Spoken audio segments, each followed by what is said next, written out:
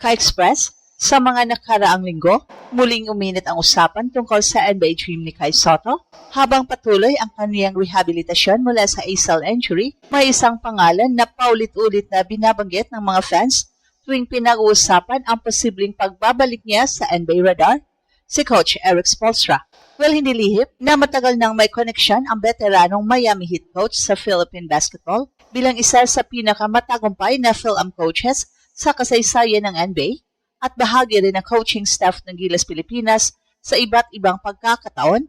Natural lamang na maraming Pinoy fans ang nagtatanong kung sakaling maging handa muli si Kai, maaari kaya siyang mabigyan ng pagkakataon sa Summer League ng Miami Heat. Sa ngayon, wala pang opisyal na ulat na nagsasabing iimbitahan ng Heat si Kai para sa kanilang Summer League roster. Pero hindi rin may kakaila na ang Miami ay isa sa mga organisasyong kilala sa pagbibigay ng pagkakataon sa mga underrated prospects mula sa iba't ibang panig ng mundo. Ang mas nakaka-interest, ang profile ni Kai ay tumutugon sa ilan sa mga katangiang hinahanap ng modern NBA teams. Sa taas na 7'3", may kakayahan siyang magprotekta ng rim, magpasa ng bola at maglaro sa pick-and-roll situations. Hindi siya traditional na malaking sentro lamang. Gayunpaman, may isang malaking hadlang. Kailangan muna niyang patunayan na ganap na siyang naka-recover mula sa kanyang injury. Dahil sa NBA, lalo na sa Summer League, hindi sapat ang potensyal lamang. Kailangan makita ng mga scouts na kaya mo ulit makipagsabayan sa pinakamahusay na batang talento sa mundo. At dito pumapasok ang pinakamalaking tanong para sa mga Pinoy fans. Kapag bumalik sa 100% si Kai, magiging sapat kaya ang koneksyon ni Coach Spo upang mabuksan muli ang isang NBA opportunity?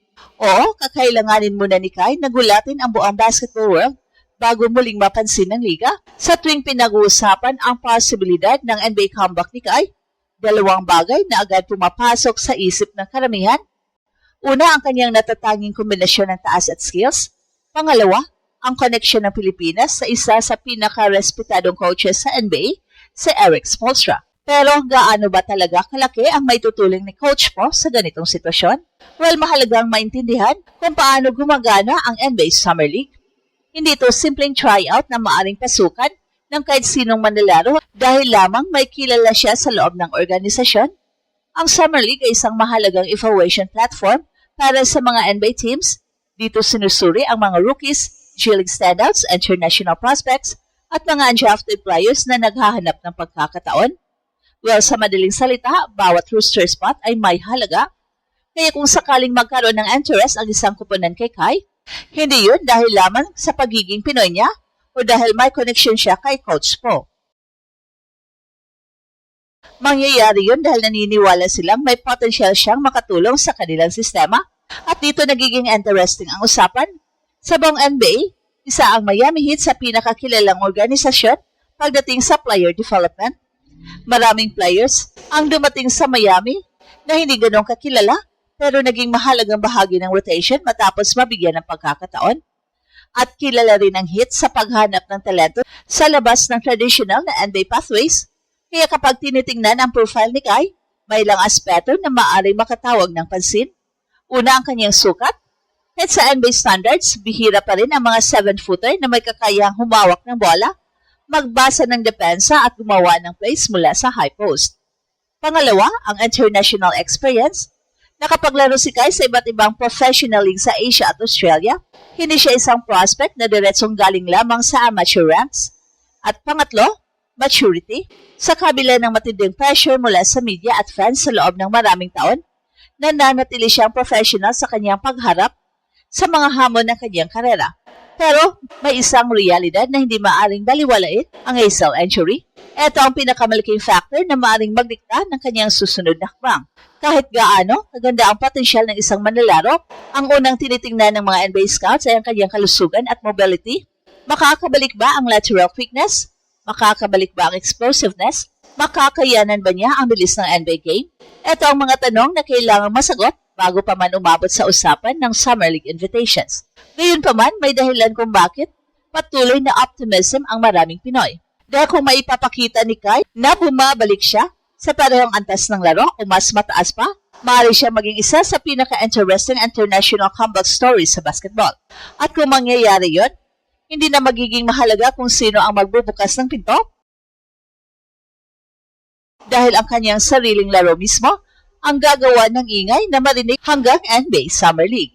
So ngayon, kung pag-uusapan ang tunay na posibilidad ng isang NBA Summer League stint para kay Kai, kailangan tingnan natin ang sitwasyon mula sa pananaw ng mga NBA front office. Sa kasalukuyan, hindi na rookie prospect si Kai, hindi na rin siya ang batang 7-footer na unang nakatawag ng pansin sa international basketball ilang taon na ang nakalipas. Mas mature na siya ngayon, mas marami ng professional experience, pero kasabay nito, mas mataas na rin ang standards na kailangan niyang maabot.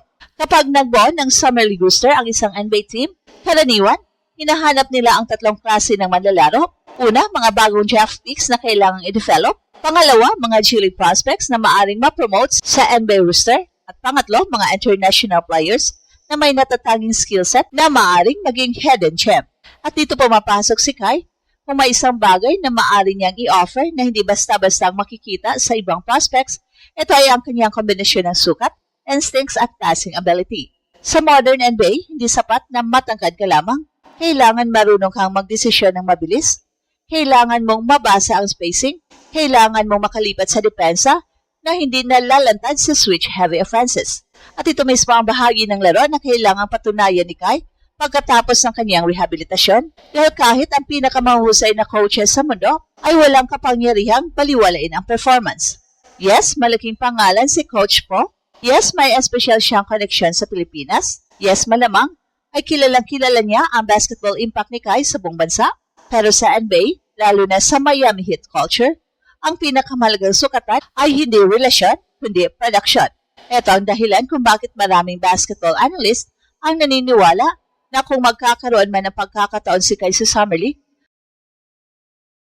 mangyayari yun dahil karapat-dapat siya rito at hindi dahil sa pabor. At sa totoo lang, yun din ang pinakamagandang senaryo para sa kanyang karera dahil kapag makapasok siya sa Summer League gamit ang sariling merits, mas malaki ang respeto ng mga coaches, scouts at executives sa kanya. Mas magiging seryoso ang kanilang pagsusuri, mas magiging totoo ang opportunity. Pero may isa pang dahilan kung bakit patuloy na umaasa ang mga Pinoy. Sa NBA ngayon, lumalaki ang pagpapahalaga sa international talent. Marami ng kupunan na handang mag-invest sa mga manlalarong may kakaibang profile kaysa traditional na prospects. Makikita natin ito sa pag-angat ng maraming international stars sa nakaraang dekada. Hindi na hadlang ang pagiging galing sa labas ng US. Ang mahalaga ngayon ay kung may maiambag kang natatanging value para sa kupunan. At dito magkakaroon ng pagkakataon si Kai. At ito ang Express Info kung saan bawat kwento ginulat ang mundo. Don't forget to like and subscribe.